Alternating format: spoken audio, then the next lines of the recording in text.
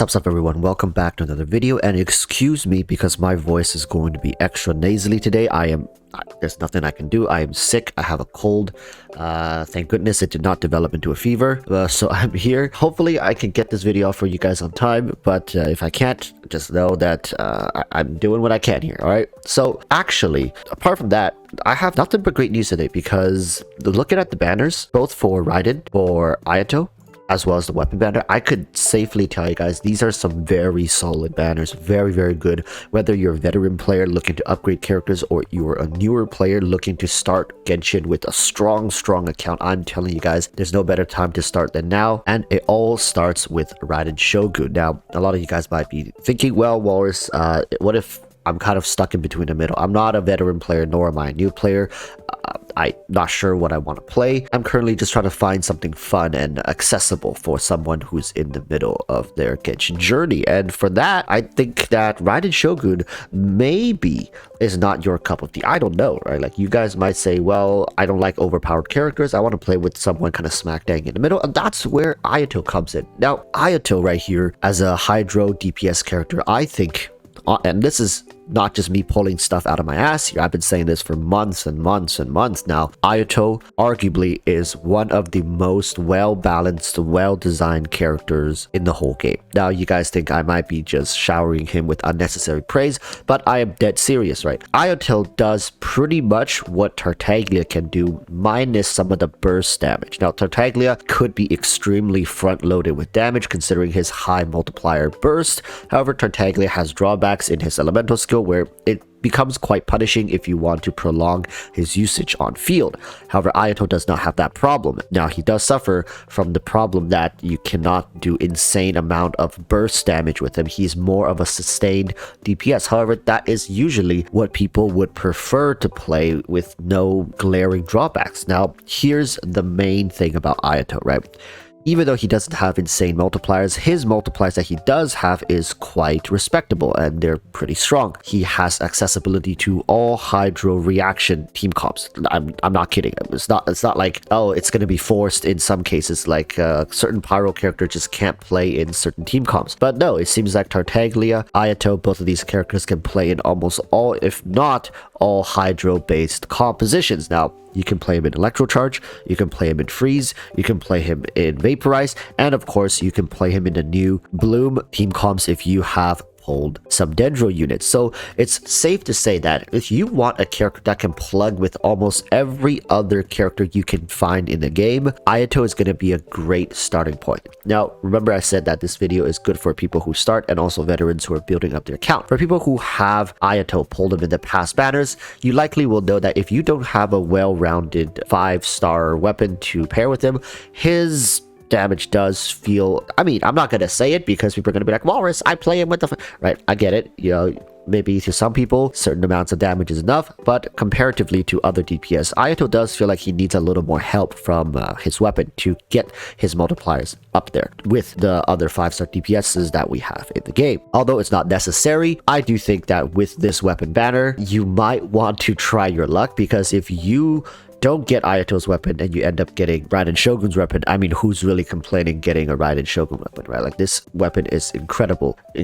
And along with some of the 4-star weapons here that, although, again, these 4-star weapons, they're nothing to write home about, but they're decent. They're pretty good, and in some cases, they could be best in slots for certain characters, and that's all I could ask for, especially if I'm putting myself in the shoes of a free-to-play or a low spender. Anyways, we'll get more into the weapon a little later, but right now we need to go back and analyze Raiden's banner, because I think a lot of people, and I mean a lot of people, are gunning after this character. Now, Raiden is a weird character for me to rate most of the time, because if you want me to rate the strength of all of the Archons, she likely isn't my first choice. She's not the best Archon. However, out of all the Archons, if there's one Archon you want to start the game with, it's gonna be Raiden. Now, you guys might be confused, Walrus, why isn't she the best if you're telling people to start the game with her? Because other Archons just are more difficult to make work unless they have someone to synergize with, whereas Raiden Shogun arguably can synergize with every single character in the game. So this is why I'm saying that if you're a new player, if you're just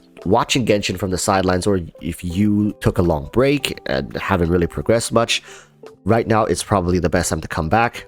maybe if you want to reroll accounts, I don't know how viable that is nowadays, but Raiden Shogun is definitely the best Archon to start the game with because she functions both as an on-field DPS as well as an off-field DPS. She can synergize pretty decently with Dendro characters. She can synergize really well with all characters that are burst reliant in the game, and safe to say, there's a ton of them, right? It's not like that Raiden Shogun is somewhat of a niche character that has very situational usage. Yes, if you run into characters that are immune to electro damage, maybe she's not the best character to run. All characters have drawbacks. It's just that right now in the game, in terms of gimmicks, which means like you guys know the wolf hounds, whatever you guys want to call them, they are anti-shield gimmicks, right? Yes, there are gimmicks in the game that suck the ever-living life out of you in terms of energy and makes your life a lot more difficult because you can't cycle through your burst properly. And a lot of people would say, well, that's kind of targeting towards Raiden Shogun, right? But on the contrary, I think that's actually giving Raiden Shogun more benefits, because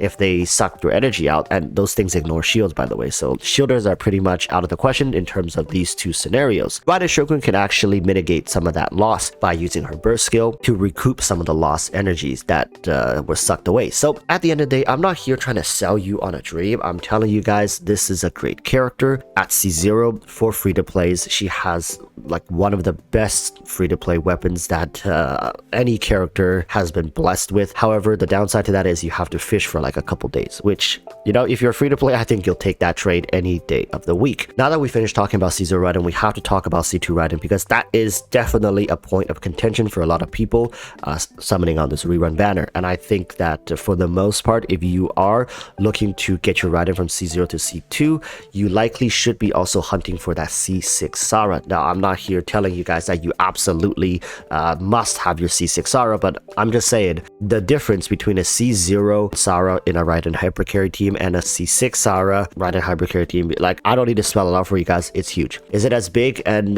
game-changing as Scaramouche, C2, C6, Faruzan? Well, maybe we'll make a video about that some other day. But this is probably one of the biggest power spikes you can have in the game in terms of character. A lot of people would say, well, Ito C2 and Goro C6 also is a huge spike, but yes, Ito C2 solves mostly Ito's utility issues, whereas Raiden C2 just gives you more damage. Well, not necessarily gives you more damage, it allows you to ignore defense of the enemies, which in turn ends up you dealing more damage. Your damage scaling doesn't change, it's just you're ignoring a lot more of the enemy's defenses. C6 Sara is a huge damage boost for your electro carries, so that's going to be something that I think people oftentimes will forget about in terms of chasing after Raiden Shogun, is that you can't really leave Sara out of the picture if you really want a completed Raiden Hyper Carry team. So I wish you guys the best of luck who are summoning on this banner.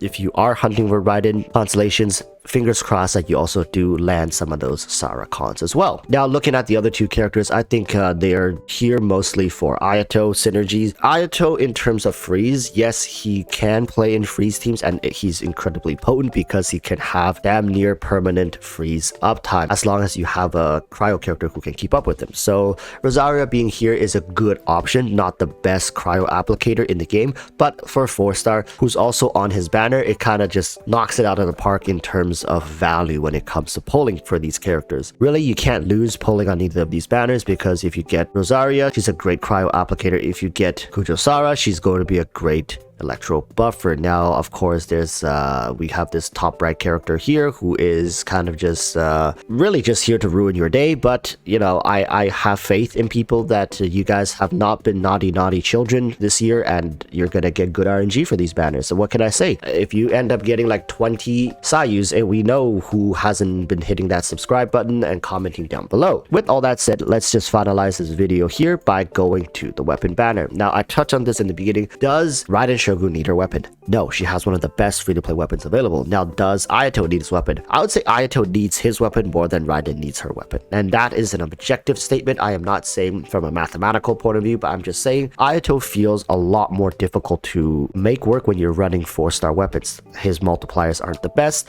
and is unlike Tartaglia, he doesn't have insane burst damage. So the only other way to get reliable damage onto this character is through 5-star weapons. Picking a great 5-star weapon here is going to be incredibly important in boosting this character's damage. Now, I wouldn't recommend you pulling this weapon for him if you're not planning to main him. Try him out, see his playstyle. If it fits you, go for it. If not, skip it. It's fine. You can run him with 4-star weapons and make up for the loss of damage in his support carries. Now, I'm going to be making some videos in terms of Ayato teams because a lot of people have been asking me for that because I keep advocating him as one of the most balanced and well-rounded characters in the game. So, of course, people are going to say, well, Walrus, then prove it, right? Prove that he is one of the best. Okay, so look forward to those videos because I can't wait to once again play Ayato with a bunch of these new teams, especially the new Super Bloom teams. And with that said, thank you guys so much. Good luck with the summons and Merry Christmas. Happy holidays.